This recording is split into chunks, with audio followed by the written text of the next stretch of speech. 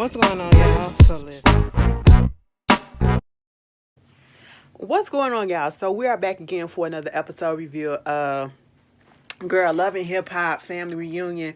Baby, I don't know what episode this is, but it's called Pride and Prejudice. What is episode 7, episode 8, something like that. Girl, Pride, Prejudice, and Ladybug Gate. Let me just say this. I might be going off in this video because, you know, when it comes to certain topics of stupidity and ignorance, when it comes to gender roles and stuff like that, and masculine toxic what is it, toxic masculinity, you know, and that fragile male ego and toxicity and Zell. I already know I'm just gonna be annoyed. I really didn't want to do this episode, but I have to. Okay, but let's just get up into it. I don't even know why we started back off with Cisco, and I don't know why anybody paying Cisco any type of attention. Okay, because to be honest, I really wanted them to just let Safari at least get one hit off of Cisco, even though it probably would have been a cheap shot because Cisco was drunk. At least that's what they said, but Cisco was trash, okay? I don't understand the weirdness that is going on with him. Like, you really making a big situation about somebody not showing up to a party. Okay, and like, come on. And then it's the timing. The timing with Sam was wrong. The timing with Safari the first time was wrong. You literally picked out a time, and this some weak shit, okay? Because you gotta get you, and that's the thing.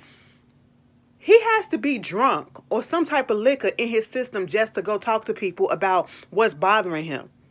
What type of person does that? Okay, knowing how you are, knowing it's not gonna get the right, reaction that you were hoping for because like you're drunk and you're doing stupid stuff in the midst of it. I said, boy, they had to pull Safari back.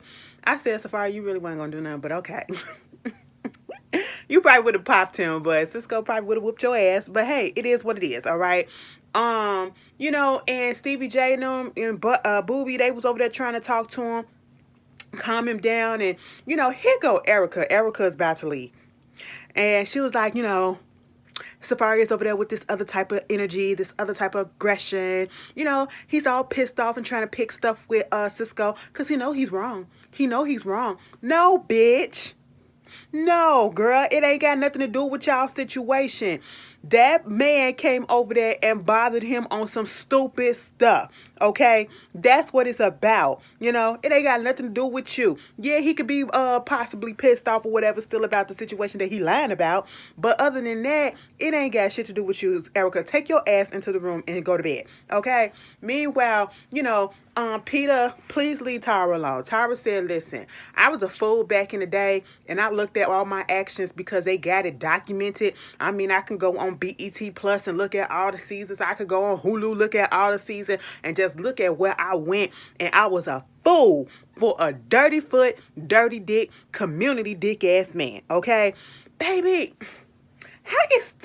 girl, how many kids does Peter get? Because I've always wondered, like, have we really heard him have child support issues? Because damn, Peter don't look like he be making that much money. Okay, I'm just gonna put that out there. And I'm pretty sure like a few of them probably of age now, like we're adults, so he ain't gotta pay support for. But wow, I just be wanting to know that. Okay, I gotta go back in the archives and look at that. But he was like, you want me to walk you down to your door? Mind you, Amina, she had to walk past, and you did good. You did good. Like, Amina and Sylvester got the same talk. Okay, that lisp is crazy. But the only difference is Amina's lisp is natural. All right? Sylvester's lisp is man-made. But anyway, moving on from that. Did I tell y'all about the video that I was looking at? These people going to get veneers or whatever, and then the motherfuckers just popping the fuck off. I said, see, that's why you don't go overseas to get that cheap shit.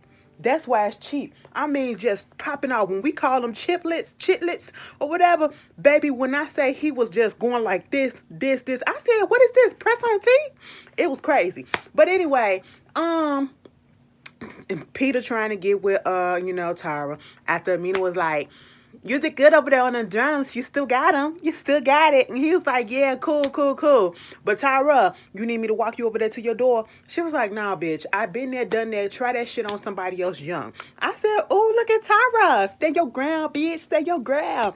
Meanwhile, we get to, you know, what else happened? Girl, Stevie J the next day, Stevie J and Mimi, they having a little walk, stroll on the pier or whatever, and they're talking, and Stevie is just like, you know, he just trying to get the connection back. He want to get his friend back because him and Mimi, regardless of if they had a relationship or not, they've been knowing each other and been tight since 1996. I said 96.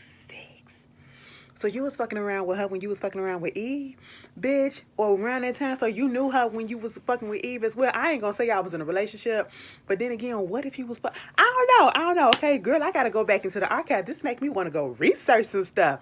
Okay, but they was cool, and his whole thing is he want to get his friendship back. Okay, fine. You know, he want to apologize for the way that he treated her. You know, he said the things that he did to her, things that he did to Jocelyn, it was messed up. And I just was like, I was totally 100% with Mimi. Mimi said, bitch, I've heard this shit time and time again, and it's all about action.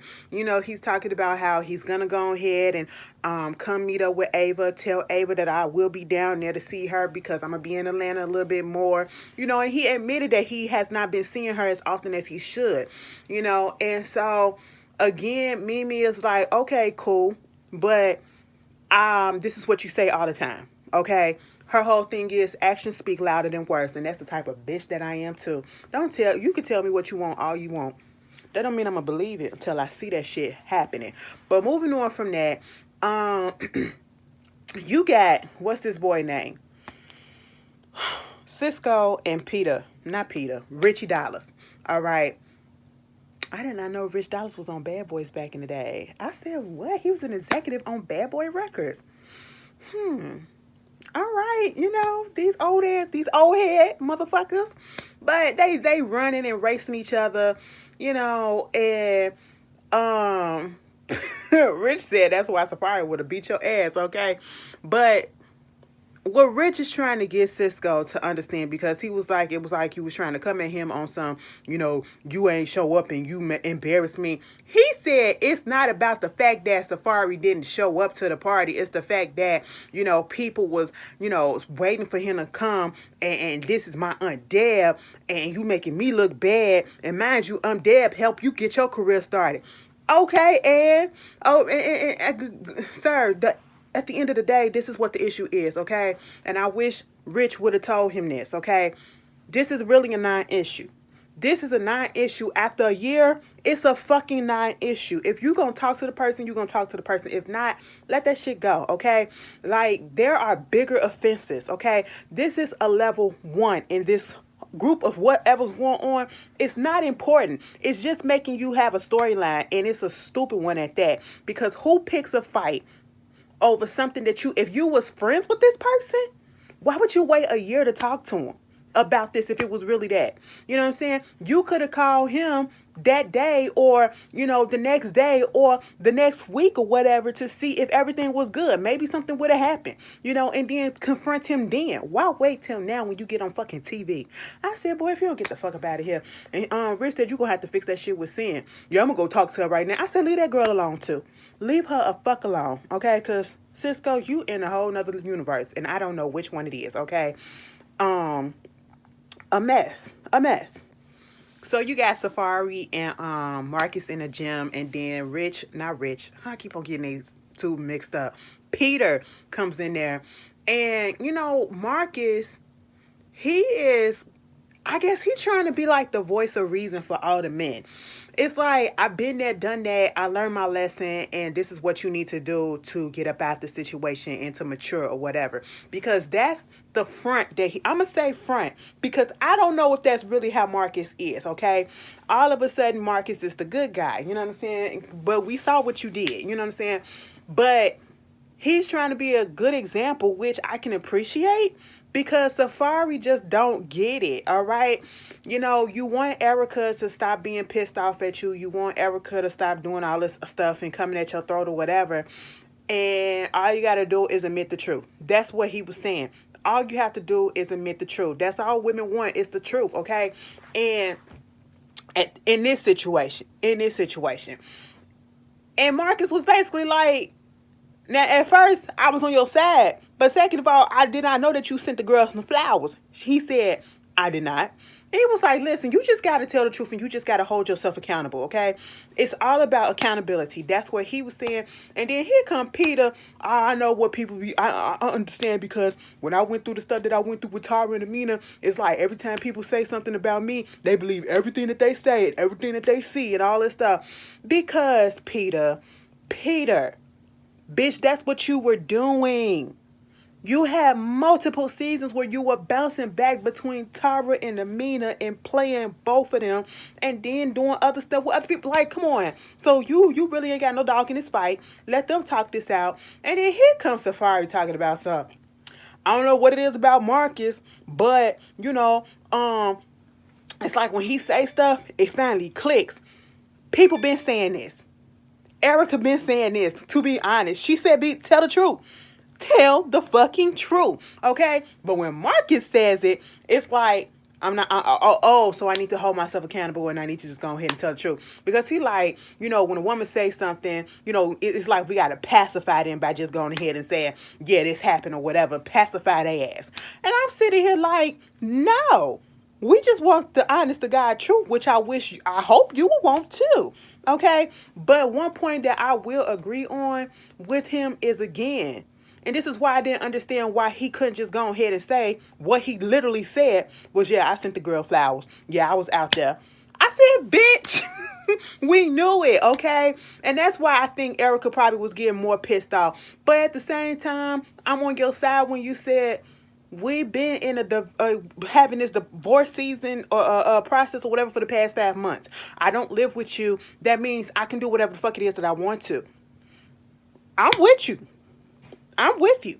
Okay? You keep on putting posts out there saying that you're over, you're done with, you're single and all this stuff. I'm going into 2022 single and all this stuff. And, you know, recently Erica talking about some of his stepdaddy season. And I'm sitting here, I literally put the comment underneath that shit. I said, bitch, is the goddamn divorce finalized yet?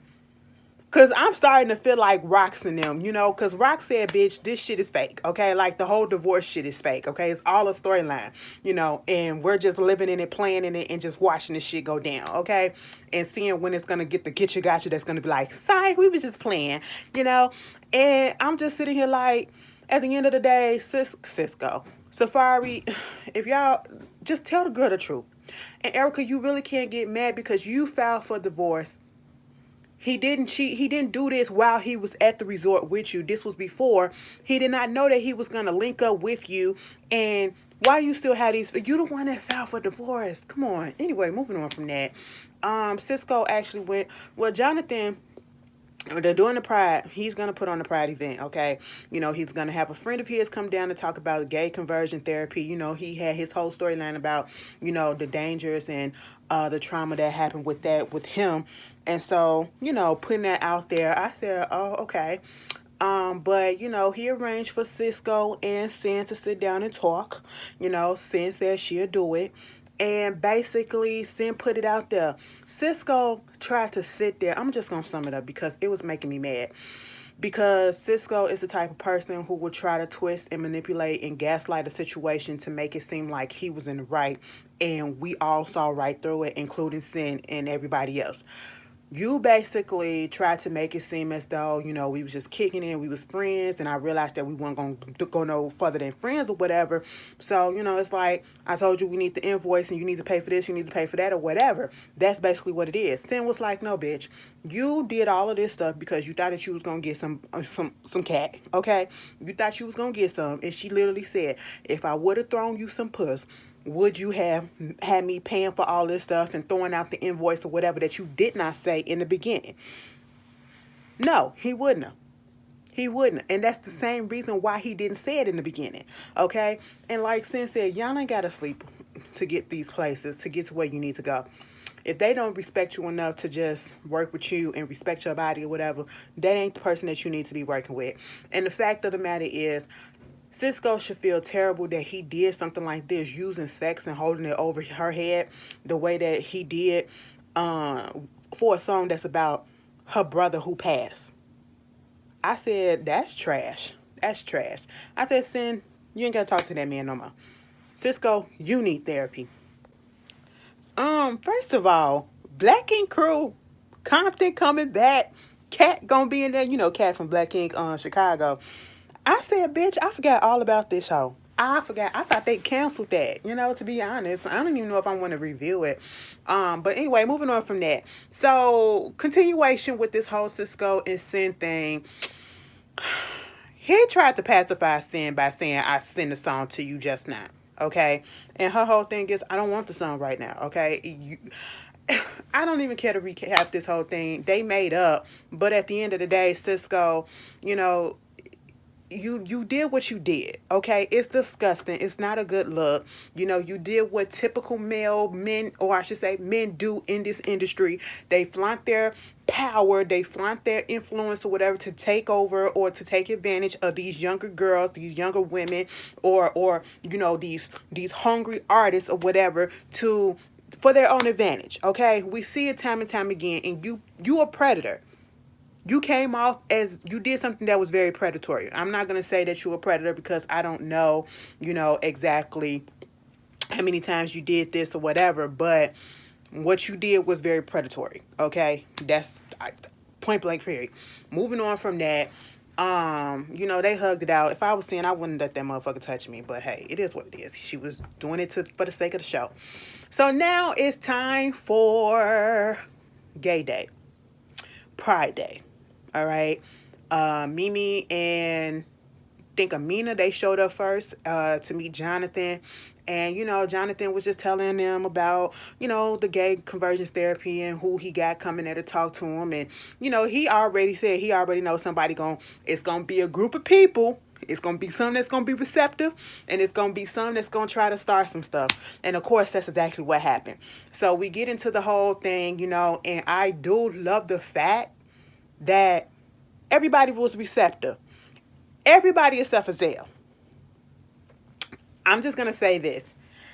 Throughout the time that Jonathan was talking, you know, Stevie J came up in there with his rainbow shirt on. You know, Peter was showing so much love and support. You know, even in the confessional when they were talking about the conversion therapy, you got Santana. He was standing there, you know, in agreement with the abuse of it or whatever, saying that it's not right or whatever. You know, saying everybody deserves to be who they need to be. Okay, cool. When Jonathan got up there and he was giving his story, and if you haven't heard the story, like he said, he went through conversion therapy because he was getting bullied at school, because he was effeminate, he was a gay boy, you know, they was in the Dominican Republic, and, you know, the mom thought, okay, it's a doctor, that's what they call him, it's a doctor, it's therapy, maybe let's go ahead and get him through this and it'll work. Now realizing all the stuff that he was going through, you know, he said they shot his body up with so much testosterone that his legs would get stiff and sometimes he'd be taken out on a stretcher or whatever. And, you know, he just went through a whole bunch of abuse, okay? And every time they put the camera on Zell was looking like, the fuck? Like, he really didn't want to hear it. Like, he really didn't want to hear it, okay? And I was just like, wow. And you could say he probably was squinting from the, you know, the sun or whatever, but everybody else was just, like, into it. But you can clearly tell it was bothering Zell to hear all of this. Like, he just didn't want to hear the shit. Like, he tired of it. Granted, I'm tired of talking about it, too, because it is what it is. You know what I'm saying? But some people need education, but, you know, everybody else was receptive to it, okay? Peter put out there, you know, we got the guy that come up there talking about the conversion therapy group that's against conversion, the group that he has that's against LGBT conversion therapy or whatever. Then we get into this whole thing about, you know, you should be able to choose what you want to do. And Jonathan said, I didn't choose this, you know. And even Peter said, no, Jonathan said he was born this way. Exactly. Because, and that's what people don't, you know, you got some people, quick little synopsis, and y'all heard me say this before. You got some people who think that, they chose to be gay, but the majority of us believe that we were born this way, just like you was born to be straight. Okay, if you grew up straight, and you're straight now and you have no inclination of wanting to be curious about what this same sex do and all that, you was born that way. You was born to be a straight person. Just like we was born, some of us who feel that we was born this way, we was born to be gay. Okay? And it's completely okay.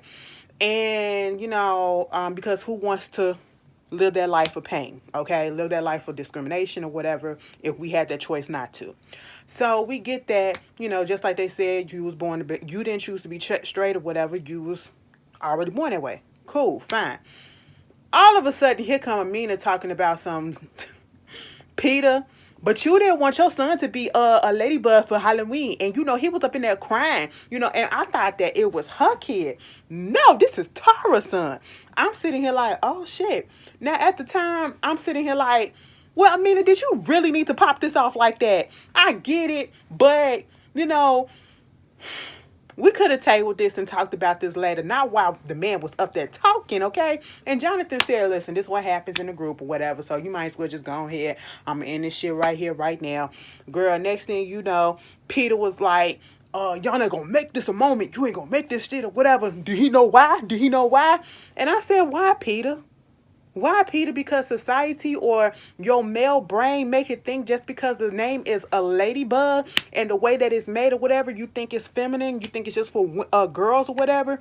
Meanwhile, if you do your research, there's more male ladybugs than it is for female, okay? They're both. So it's okay. It's okay. It's okay. We're not going to get deep into it, but I don't know how I feel about Amina just popping that off like that. I somewhat kind of agree with Peter a little bit that, we're not going to make this a moment. I don't know. Do I? That's crazy. Do y'all feel like it needed to be put out there like that? Or do y'all think Amina was just being messy? I don't really know how I feel. Like, I can see literally both sides. But it's like, would I have brought it up right then and there? Or would I have pulled him to the side and had a discussion about it? I don't know. I said, Lord, we can't have a good time and not no drama pop off or nothing. So, at this point, now that I just finished looking at the scene, yeah, not Tyra, but Amina, you was wrong. You was wrong, okay? Because again, like they said, that wasn't even your child to bring that up at the situation, and the way it was almost as if you was trying to make it seem like, oh, he has a problem with him being gay or whatever, or could possibly be gay and all this stuff. I totally get what it is, okay? And no, I don't think that Peter is homophobic or whatever, just like he was saying. Like Stevie said, Peter, you didn't have to engage into it. You ain't have to make it bigger than what it is because he was getting really upset. And I understand when he was saying, you're not going to put that on me. You ain't going to try to destroy me like that. Because we know that shit can affect somebody, okay? But also, it's kind of acceptable in the hip-hop world because we know hip-hop is full of homophobia. But at the same time, Peter said, I'm not like that. And I believed him, okay? I truly believe him when he said that. And when he explained it, he said, he went to the store, the boy picked out a pink ladybug costume with some tights, okay? And I had to tell him that's for the girls, okay? Because it was the girls' thing. And at this point, I feel as though, the way he said it, in my mind, it didn't recollect as, oh, the boy already had some feelings of, want to be feminine or want to be, liking this or liking that. It's just that he just literally saw a costume and he picked it out and it was the wrong, Peter just corrected it, or Peter said, no, this is for the girls, not for the boys, okay? And I know we live in a society where we do have these gender roles. We do have, pink is for girl, blue is for boy, and then we also have neutral stuff. But not everybody is going to go by that, okay? And if that's what he wants to go by and correct or whatever, or think that, that's what it is, let him do that because he wasn't coming off wrong, okay? I'm not going to tell nobody how they should parent their kids. You know what I'm saying? Unless he was coming out very homophobic and all that stuff, Yeah, but that's how they wanted to do it. That's how they wanted to do it. But at the end of the day, I don't think Peter is homophobic. But I think now that I looked at it fully, Tara was wrong. Not Tara, but Amina was wrong for bringing that up because that wasn't even her kid. You know, if Tara wanted to bring it up, bring it up. And that's what they was trying to tell her. She get upset, and they was like, "You shouldn't let your baby father. You trying to make your this excuse was." I was with Amina right here. That motherfucker made me look mad all these times. I don't care how you look on TV. I said, I mean, you did this to be petty. On the one hand, okay, girl. On the other hand, no, because you bringing kids up in it. And you trying to destroy somebody's character that ain't even on the level that, do it on something that we know him for, okay? Don't do it like this. This not the way, Amina. That was some petty ass shit, okay? And it probably was a misunderstanding. And even Peter said, if he want to grow up and decide that he want to put on some girl clothes or whatever, then let him do that. He's going to support, okay? And I do believe him. Okay? But, and y'all know how I am about that shit. I go off. The part that I want to go off about is Zell talking about some, because that's what Peter up here being a man, okay? He being a great father, because I was raised by a man, a manly man, to know how to be a man and giving real values of a man. I was born to be a man first, and then my daddy let me choose to be whatever it is that I want to be. And I'm sitting here like, the way he said all of that, and every time I talk about him, and I know some people probably be tired of me saying it, but it's very much, and if you don't understand it, look at all these examples. Zell comes from the school of thinking that, no, Zell wants to be viewed, he's a bisexual man, okay? We can call him bisexual. That's what he said he is, so we're going to call him that. We're not going to say gay. We're going to say bisexual. He's a bisexual man, but he wants to be viewed more so as a straight man. He wants to be able to navigate in straight heterosexual male spaces easily and not be detected as if he's a man who also loves men as well as women. He wants to be looked at as a straight man. And if that's the case, stop fucking niggas. I'm just saying, because that's what you're giving. You're trying to deny a part of you that is clearly there. And you're talking about how you're not as feminine as Jonathan. You're not as feminine as Bobby. But baby, every time I look at you, I get femininity out of you. I get Butch Queen out of you. Okay? Look up Butch Queen. You will know what that means. You know what I'm saying? You give this... You have a certain type of femininity about you. And it's okay, boo-boo. It may not be overly exaggerated or so much like Jonathan and so easily detectable like Bobby and Jonathan or whatever because of the way that they present themselves. But when you look at Zell, I don't automatically think straight man or bisexual. Do y'all? And it's fine. It's fine. And I want Zell to understand that it is okay to present himself the way that he wants to present himself. But you don't have to, you don't have to say things that can be so offensive to other people who are opposite of you.